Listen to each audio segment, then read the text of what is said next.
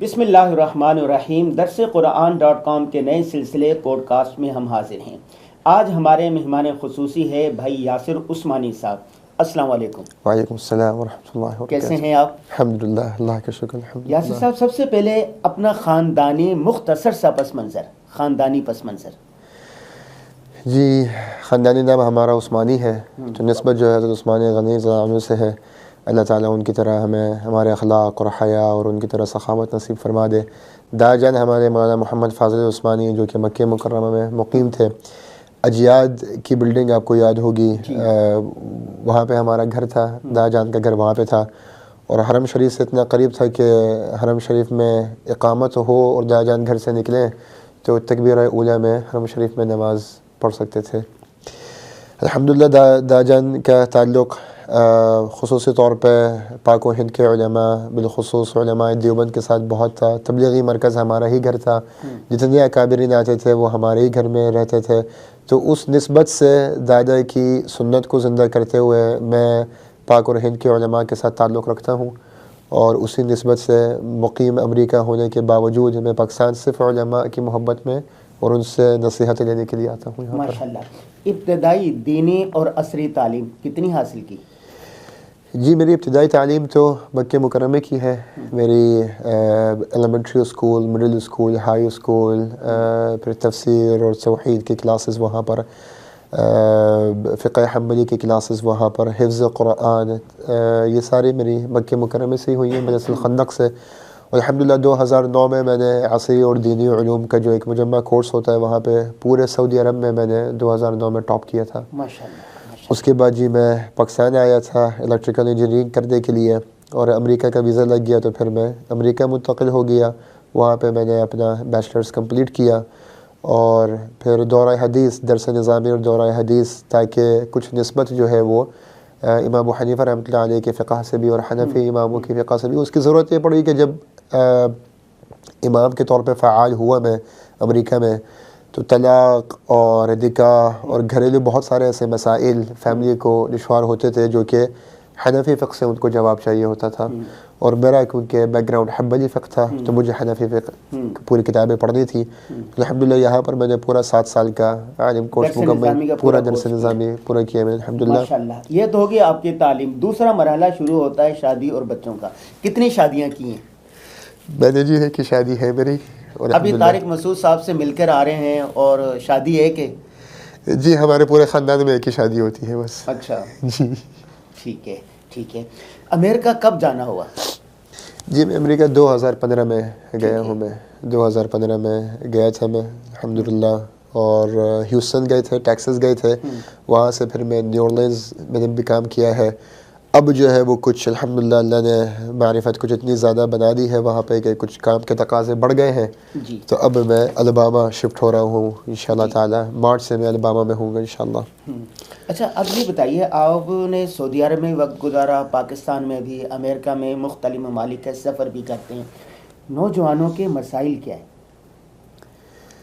سب سے تمام زیادہ ممالک کے مسائل نوجوان ہوتے ہیں، ان کے مسائل ایک ہے کہ مختلف ہیں؟ اگر ایک کامن مسئلہ تمام نوجوانوں کا بتائیں تو وہ ہے سنت سے دوری، جی۔ اور توحید کا مسئلہ اگر بتائیں تو الحاد بہت زیادہ پھیل رہا ہے آج کل۔ عصری علوم اور ٹیکنالوجی اور میڈیا کے فتنے اور ڈیجیٹل فتنے سے اور اس شہرت کے وقوقے سے نوجوان طبقہ اللہ اور اللہ کے دین کا منکر بن گیا ہے، اور یہ صرف بیرونی ممالک میں یا جو حکومتیں غیر اسلامی حکومتیں وہ نہیں، بلکہ میں ابھی ریسنٹلی بیت المقدس گیا، فلسطین گیا، جارڈن گیا، ایسی خوبصورت انبیاء کی سرزمین، ہزاروں انبیاء کا مرقد اور مسکن، اور انبیاء کے مصلی اور محراب اور ان کے حرم وہاں پر، اور ہم دیکھتے ہیں کہ فلسطین کی جنگ اور وہاں کے ایمان افروز جو ویڈیوز آتی رہتی ہیں وہاں سے لوگوں کی، مگر بہت محتاط انداز میں آپ سے یہ کہہ رہا ہوں کہ الحاد اور سنت سے دوری سب سے زیادہ اگر کسی اسلامی ریاست میں اگر میں نے دیکھی ہے تو وہ فلسطین اور اردن میں دیکھی ہے۔ اچھا۔ سب سے زیادہ وجہ اس کی یہ ہے کہ جنگ سے تنگ آ کے لوگ مایوس ہو رہے ہیں، اور فلسطین کی جو جنرلائز جو قوم ہے وہ سب سے بڑی جو مایوسی ان کو ہے وہ اس بات کی ہے کہ کوئی امت نہیں ہے. امت اگر ہوتی, مسلمان اگر کوئی بھائی بہن ہمارے ہوتے تو ہمارے ساتھ پچھلے 70 سالوں میں یہ نہ ہوتا جو ہوتا آ رہا ہے. ہمارے ساتھ کوئی کھڑا نہیں ہوتا. ہمارے اطراف میں جو مصر, سیریا, اردن, ان کے جو بارڈر بنے ہوئے ہیں یہ بھی ہمارے لیے نہیں کھلتے, اور یہ ہمیں ریفیوجی کیمپ میں رکھنے کے لیے اور یہاں سے امداد ہمارے پاس داخل ہو سکتی ہے. ان کی افواج, ان کی حکومتیں احتجاج کر سکتی ہیں, بہت طریقوں سے ان مظالم کو روکنے کے لیے اپنی کم از کم آواز تو بلند کر سکتی ہیں, مگر یہ اسی قوم کی, اسی ظالم قوم یہود کی سوتیلی اولاد بنی بیٹھی ہوئی ہے. تو مسلمانوں سے تو ان کو کسی بھی قوم کا آپ ان کو بول دیں کہ آپ پاکستان سے ہیں, آپ سعودیہ سے ہیں, آپ اردن سے ہیں, آپ کہیں سے بھی آپ ان کو بول دیں کہ آپ یہاں سے ہیں, تو وہ کہتے ہیں کہ شکریہ کہ آپ یہاں پہ آئے, مگر امید ہمیں آپ سے کوئی نہیں ہے.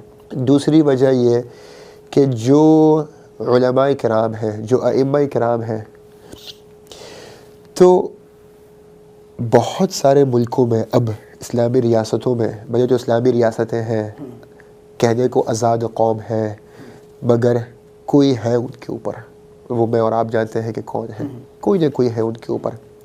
یا تو اوقاف ہے, یا اسٹیبلشمنٹ ہے, یا سیکرٹ ایجنسیز ہیں, یا یہودی لابی ہے, کوئی نہ کوئی ہر مسلمان قوم کے اوپر کوئی نہ کوئی مسلط ضرور ہے. اور وہ مسلط ہونے کی وجہ سے آج کا امام اتنا دلیر نہیں رہا کہ وہ لوگوں کے ایمان کو جگا سکے, لوگوں کے ایمان کو بوسٹ اپ کر سکے, نوجوانوں کے اندر ایمانی جذبہ بڑھا سکے. اور یہ دیکھتے ہوئے جب نوجوان دیکھتے ہیں کہ ہمارا امام کے اندر یہ تپڑ ہی نہیں ہے, تو وہ اس امام کو امام نہیں مانتے, اس امام کے پیچھے نماز نہیں پڑھنا چاہتے. اچھا, اس مسئلے کا حل کیا ہے؟ الحاد جیسے فکری مسئلے کے اندر, یہ تو بنیاد ہے نا, جب ملحد ہو جائے گا تو باقی چیزوں سب گئی. اس فکری مسئلے سے نوجوانوں کو کیسے نکالا جا سکتا ہے؟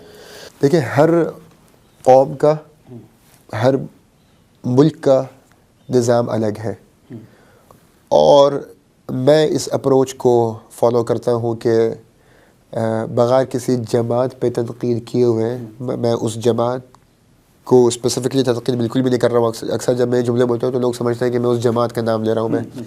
میں یہ کہتا ہوں کہ دین تبلیغ سے نہیں پھیلے گا, دین کردار سے پھیلے گا. سمران تبلیغ کی جماعت نہیں ہے, وہ ہمارے بڑے ہیں سراکوں پر.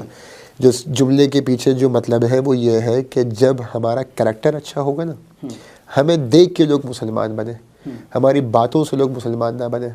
ہم لوگوں کو اسلام, کیونکہ اسلام جب پھیلے گا پوری دنیا بھر میں, انڈونیشیا میں آج سب سے زیادہ مسلم پاپولیشن ہے. وہ مسلم پاپولیشن کیوں ہے؟ کیا وہاں پہ کوئی صحابہ کرام یا تابعین یا تبع تابعین یا علماء, کیا وہاں پہ کوئی فقہ حدیث کی کلاسیں ہوئی ہیں؟ وہاں پہ کیا کوئی دورہ حدیث ہوئے؟ وہاں پہ کوئی تفسیر کے کورسز لگے؟ وہاں پہ قرآن کے مدرسے بنے؟ وہاں پہ کچھ بھی نہیں ہوا. کیسے انڈونیشیا میں اسلام پھیلا؟ اگر آپ تاریخ پڑھیں, آپ وہاں پہ تاجر گئے تھے نا, تجارت کرنے کے لیے گئے تھے, اور انہوں نے تجارت میں اپنے اخلاق اور اپنے معاملات اتنے شفاف رکھے کہ اس نے لوگوں کو اسلام کے قریب کیا. تو ہمیں کریکٹر ڈیولپ کرنا پڑے گا, اور کریکٹر ایسا ڈیولپ کرنا پڑے گا کہ جو اسلامی سوسائٹی میں جو لیڈرز ہیں, جو ائمہ کرام ہیں, جو مسجد کے علماء ہیں, رہبر ہیں, ان کو اپنی شخصیت ایسی بنانی پڑے گی کہ ان کی شخصیت کو ایڈمائر کرتے ہوئے لوگ ان کی طرف قریب آئیں. جیسے قرآن میں بھی کہتے ہیں کہ وَلَوْ كُنْتَ فَظًّا غَلِيظَ الْقَلْبِ لَانفَضُّوا مِنْ حَوْلِكَ. ہمارا لہجہ بہت سخت ہے. بہت معذرت کے ساتھ پاکستان اور دنیا بھر کے علماء میں ایک فرق میں بتا دوں آپ کو, تحفظات کے ساتھ آپ چاہیں تو میری اصلاح کر سکتے ہیں. دنیا بھر کا عالم دین کافر کو مسلمان کرتا ہے, پاکستان کا واحد عالم ہے جو مسلمان کو کافر کرتا ہے.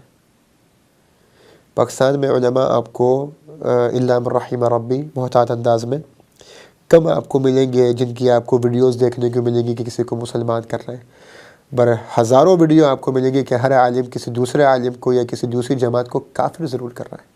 یاسر بھائی, میں آپ سے اس سے اختلاف کروں گا. دیکھیں, پاکستان میں مدارس سب سے زیادہ ہے, خیر کا کام سب سے زیادہ ہوتا ہے, تبلیغی جماعت سب سے زیادہ جاری ہے. خیر کا کام پوری دنیا میں جتنا پھیل رہا, پاکستان سے پھیل رہا ہے, اتنا کہیں سے نہیں پھیل رہا ہر اعتبار سے. تو آپ جو کہہ رہے ہیں کہ یہاں پر ایسا ہے, مولانا طارق جمیل صاحب ہو جائے, مولانا تقی عثمانی صاحب ہو, کتنے ہیں, تو سب کا خیر تو یہاں ہے نا, منبع تو یہاں ہے نا.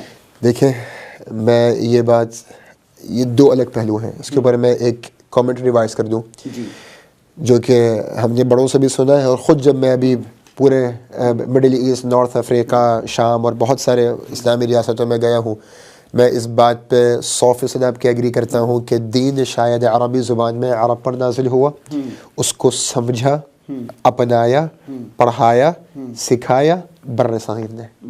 ٹھیک ہے. پاکستان اور ہندوستان یعنی پاک اور ہند کے جو علماء ہیں، جو علماء دیوبند ہیں، جو آپ یہاں کے احناف علماء ہیں، جتنا انہوں نے دین کو پکڑا ہے، جتنی سنتوں کو انہوں نے زندہ کیا ہے، جتنی سنتوں پہ ٹوکتے وہ حضرات ہیں، جتنا عربی پہ مہارت پاکستان اور ہندوستان کے علماء کو ہے، جتنا درس نظامی میں جو کتابیں ہیں، وہ کتابیں میں نے اپنے فقہ حنبلی کے بڑے بڑے استاذ جو ڈکلیئرڈ سیرہ نبویہ میں جنہوں نے پی ایچ ڈی کی ہوئی ہے، ان کو میں نے کہا کہ ذرا نور الانوار کی 4 عبارتیں تو ذرا ٹرانسلیٹ کر دیں. ان کو کہا کہ ذرا اصول الشاشی کی اور ہدایہ شرح الوقایہ کی ذرا چند عبارتیں تو پڑھ کے ذرا تفصیل بتا دیں، کنز الدقائق ذرا پڑھ کے بتا دیں. ٹھیک ہے. تو حیران کن بات یہ نظر آئی کہ وہ علماء بڑے بڑے شوافعی کے اور حنابل کے بغیر تفریق کے وَلِلنَّاسِ فِيمَا يَعْشِقُونَ مَذَاهِبَ مَذْهَبُنَا صح يحتمل الخطأ وَمَذْهَبُكُمْ خطأ يحتمل الصواب مع احترام جميع المذاهب. تمام مذہبوں کا احترام کرتے ہوئے میں اس بات کو ضرور ریوائز کروں گا کہ دین پکڑا پاکستان کے علماء نے ہے، تھاما انہوں نے ہے، پڑھایا انہوں نے ہے، اور یہاں سے لا تعداد اور انگنت ماشاءاللہ وفاق المدارس سے سالانہ طور پہ متعدد حفاظ کرام اور متعدد علماء فاضل ہوتے ہیں.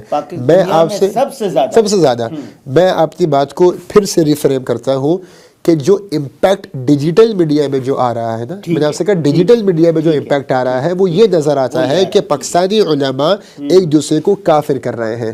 تو ان کی ویڈیوز اس بات آپ اب جتنے لوگ دیکھ رہے ہیں نا، آپ اس ٹرانسمیشن کے بعد مجھے پاکستان کے 10 علماء کی ہر عالم کی 3 ویڈیوز دکھا دیں جہاں پہ انہوں نے کسی کافر کو مسلمان کیا ہوگا. ڈیجیٹل میڈیا پہ نہیں ہے. مسلمان کو ہی مسلمان کرنے کی بات نہیں کر رہا میں، مسلمان کو دین پڑھانے کی بات نہیں کر رہا میں، آپ سے یہ کہہ رہا ہوں کہ کافر کو مسلمان کرنا. تو وہ جو سوسائٹی میں جو امپیکٹ ہے نا، اپنے کردار سے، اپنے اخلاق سے، المؤلفۃ قلوبہم، قریب کی سوسائٹیز کو اور اپنے قریب کرنا، مسجد کے قریب کرنا، کہ یہود و نصارہ یا کفار یا ملحد یا مرتد وہ بھی اپنے دنیاوی تقاضوں کے لیے بھی مسجد آئیں اور مسجد سے ان کے تقاضے پورے ہوں، اور ان کی تقاضے اس طرح بلت ہی احسن ہو کہ وہ ڈیگریڈ فیل بھی نہ کرے، وہ ڈسگریس بھی نہ ہو. چیریٹیز دینے کے لیے تو بڑی سے بڑی آرگنائزیشن رینڈملی اوپنلی ہر ایک سے پیسہ لیتی ہے، اور وہی چیریٹی کا پیسہ اگر کوئی کسی ادارے میں کھڑا ہو کے مانگنے کے لیے چلے جائے تو 20 فارم جمع کراتے ہیں، 50 تصویریں کھینچی جاتی ہیں، ایک چھوٹا سا آٹے کا ڈبہ دیا جاتا ہے جس میں 4 لوگ تصویریں کھنچواتے ہیں. تو یہ مؤلفۃ قلوبہم صحیح نہیں جا رہی. اور ڈیجیٹل میڈیا میں علماء کا آپس میں اختلاف، دنیا میں کسی ملک میں 2 علماء کی آپس میں جو ہے، یا کسی بھی مذہب سے ہو، کسی بھی فرقے سے ہو، ان کا آپس میں کیوس یا ان کی ہیٹڈ ڈسکشن آپ کو میڈیا پہ نظر نہیں آئے گی. ٹھیک ہے یاسر بھائی، یہ بتائیں کہ آپ پوری دنیا میں جاتے ہیں، ٹھیک ہے، مسلمان سب سے زیادہ بڑھ رہے ہیں، مسلمانوں کی تعداد بڑھ رہی ہے، ٹھیک ہے، تو بہت ساری مایوسی کی باتیں ہر جگہ چل رہی ہیں. خیر کی باتیں کہاں ہیں؟ امید کی باتیں بھی کچھ آپ کو نظر آ رہی ہیں نہیں، جو مسلمانوں کے لیے، عالم اسلام کے لیے ایک مثبت ہو، روشن مستقبل کے لیے ہو، ایک نوید ہو مسلمانوں کے لیے؟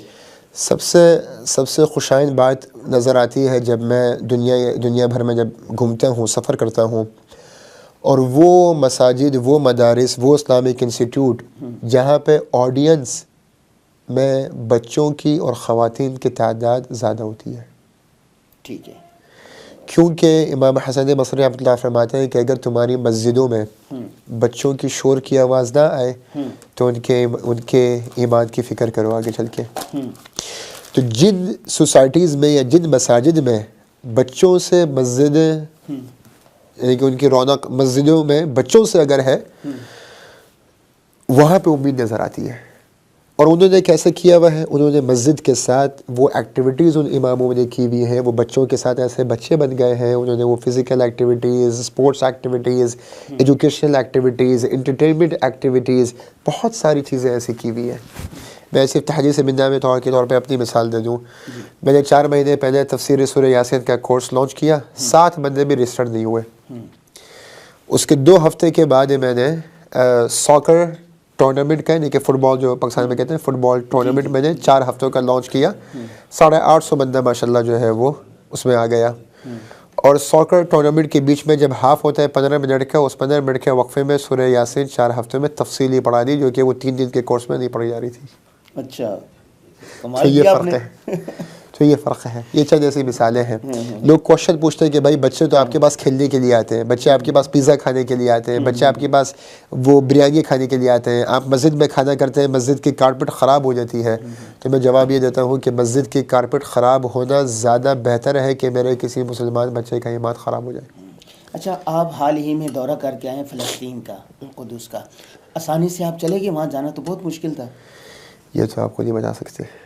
اچھا، بہرحال کیسا رہا وہ دورہ، کیا سیکھا؟ اور میں کیونکہ میرے پاس سٹیزنشپ امریکہ کی ہے، تو امریکہ کے ٹورسٹ ویزا لے کے میں وہاں پہ گیا، اور دینی پرسپیکٹو لے کے گیا تھا میں، صحابہ کرام اور انبیاء کرام کے مقامات، ان کے گھر اور ان کے عبادت گاہیں اور ان کے مزارات، ان کے قبریں، وہاں پہ جانا مقصد تھا۔ الحمدللہ وہاں پہ گیا، اور یعنی عمومی طور پہ ایک تعاون ہوا، کیونکہ ٹور ویزے پہ تھا میں، اور شاید امریکہ کے پاسپورٹ کے کچھ ویلیو اسرائیلیوں کی نظر میں الگ ہے، تو مجھے تو سچ کچھ ایسی رکاوٹ نہیں ہوئی، اور الحمدللہ میرا سفر زیارتوں کے اعتبار سے الحمدللہ بہت اچھا ہوا۔ اچھا، ابھی آپ پاکستان آئے ہوئے ہیں اور مختلف جگہوں پر جانا ہو رہا ہے، پروگراموں میں شرکت ہو رہی ہے، علماء سے میرا کیسا لگا یہ دورہ مجموعی طور پر؟ میں تو وہ کہتا ہوں احب الاولیاء ولست منهم، تو میں تو صرف قرآن کی جو آیت ہے یا ایھا الذین آمنوا اتقوا اللہ وکونوا مع الصادقین، تو سچے اور ایمان والے لوگوں کے ساتھ ان کی صحبت حاصل کرنا، ان کے پاس آنا، مشورہ ان سے لینا، کیونکہ ہمارے جو پاکستان کے علماء ہیں وہ مجھے اچھا ڈانٹتے ہیں، مجھے کوئی ڈانٹتا نہیں ہے دنیا میں پاکستانیوں کے علاوہ، تو میں یہاں پہ جب ان کی ڈانٹ کھاتا ہوں تو بہت کچھ سیکھ کے جاتا ہوں، اور سیکھنے کے لیے آتا ہوں ان کے پاس۔ علماء کرام سے آپ بہت کچھ سیکھتے ہیں۔ ابھی آپ مولانا طارق مسعود صاحب سے مل کر آ رہے ہیں، تو انہوں نے جو ان کا جو عمل ہے یا جو ان کا وہ ہے، تو اس پر بھی آپ نے کچھ سیکھا ہی نہیں سیکھا ہے؟ 1 سے 2 3 4 شادیوں کی طرف بھی آئیں گے ہی نہیں؟ یہ سنت تو ہے، 4 سنت ہیں، 3 سنت ہیں، 2 سنت ہیں، اور صرف 1 بھی سنت ہے۔ اچھا، تو ہم اس سنت پر قائم ہیں۔ باقی یہ قانونی اعتبار سے کچھ پابندیاں ہیں۔ امریکہ میں پلیگمی جسے کہتے ہیں کہ ڈوئل جو ہے وہ شادیاں، 2 شادیاں یا 1 سے زیادہ شادیاں اللیگل ہیں۔ کر لی اگر ہم نے تو 10 سال 10,000 کا جرمانہ اور 3 سال کی قید ہو جائے گی، اور ممکن ہے کہ ڈپورٹ بھی کر دیا جائے۔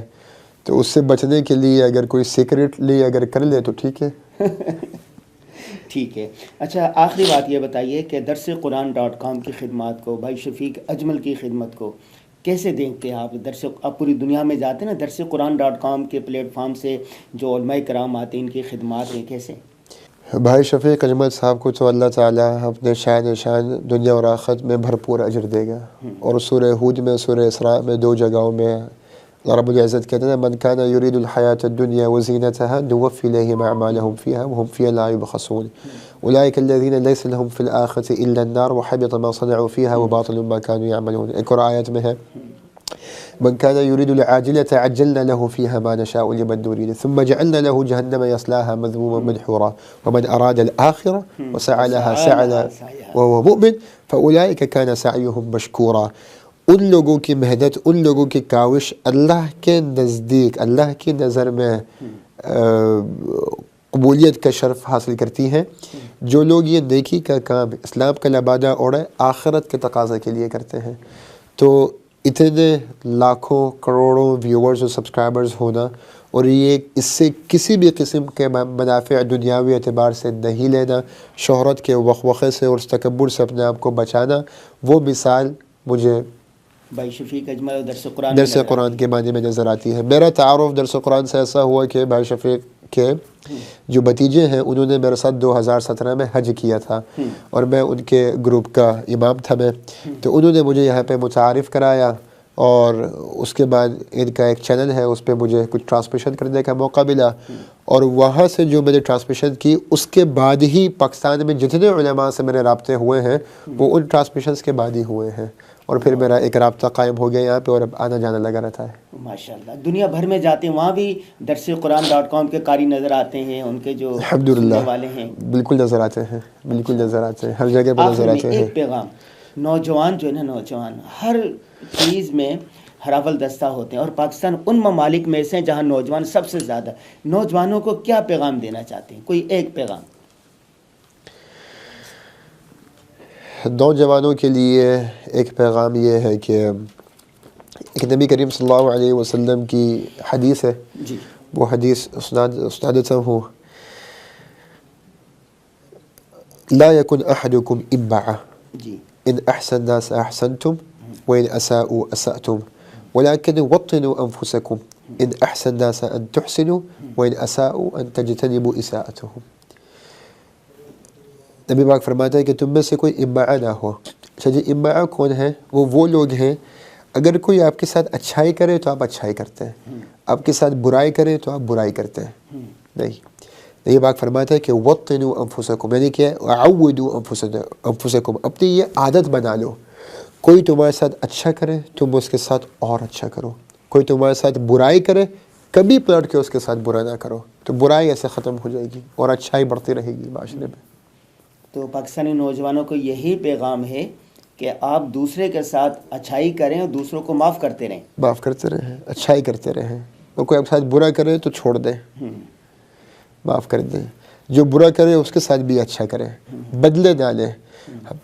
جہاں پہ جس قوم کا زوال ہوتا ہے اس کی اگر تحقیق کریں گے تو سب سے زیادہ قوم کا زوال کفر کی وجہ سے ہوتا ہے، نعمتوں کے کفر کرنے کی وجہ سے، کفران نعمت سے، کفران نعمت سے۔ کفران نعمت آپ اللہ کی کریں یا بندوں کی کریں یا حکومت کی کریں یا لوگوں کی کریں، سوسائٹی کی کریں، علماء کی کریں، گھر والوں کی کریں، باپ کی کریں، بیوی کی کریں، شوہر کی کریں، جہنم میں سب سے زیادہ کون ہوں گے؟ لا یکفرن العشیر، وہی جو ہے کفران نعمت تو کرتے ہیں، اپنے ہی اگر عشیر کی وہ ناقدری کریں گے تو ناقدری کرنا ہمارے معاشرے میں بہت بڑھتا جا رہا ہے، ناقدری بہت کرتے ہیں، سامنے والے کو اتنی عزت نہیں دیتے، اتنا ریگارڈ نہیں کرتے ہیں، اور کسی بھی اچھائی کو انڈورس نہیں کرتے ہیں۔ کوئی اپنا اچھا کرے تو سمجھتے کہ یہ ہمارا حق تھا، اس نے اچھائی نہیں کی تو ہمارا حق تھا، اور برائی کر لے تو کیسی برائی کر لی، اب میں اس سے اور بدلہ لوں گا، اس نے مجھے اپنی شادی میں نہیں بلایا میں اپنی بیٹی کی شادی میں نہیں بلاؤں گا، اس نے میرے بچے کو 200 روپے عیدی دی میں تو اس کو صرف 180 دوں گی، اس نے مجھے سلام نہیں کیا اب میں کبھی اس سے پہلے نہیں کروں گا سلام کی۔ تو ہم ہمیشہ بدلہ اتارتے ہیں، یہ قوم بدلہ نہ اتارے انشاءاللہ بہت ترقی کر جائے گی۔ فتح مکہ کا ماڈل اپنانا چاہیے، معاف کرنا چاہیے، عفو درگزر کرنا چاہیے۔ بہت شکریہ۔ مختلف ممالک میں جاتے رہتے ہیں، آپ کا اور ہمارا ایک شوق کامن ہے، وہ یہ ہے کہ آپ بھی مختلف ممالک کا وزٹ کرتے ہیں، ہم بھی۔ تو ابھی حال ہی میں ہانگ کانگ گیا تھا، واپسی پر یہ کتاب سفر نامہ لکھا ہے، یہ میری طرف سے آپ کو یہ خصوصی گفٹ ہے۔ بہت شکریہ، سفر نامہ، بہت شکریہ، بہت شکریہ۔ جی ناظرین، آپ نے دیکھا یاسر عثمانی صاحب سے ہم نے بڑی تفصیل کے ساتھ گفتگو کی ہے۔ وہ کہتے ہیں نا کہ خذ ما صفا ودع ما قدر، جو اچھی بات ہو اس کو لے لینا چاہیے، اس کو اپنانا چاہیے۔ اچھی بات کہیں سے بھی ملے، مومن اس کا سب سے زیادہ حقدار ہے کہ اس کو لے اور اس پر عمل کرے۔ تو ہمیں دیجیے اجازت، السلام علیکم ورحمۃ اللہ وبرکاتہ۔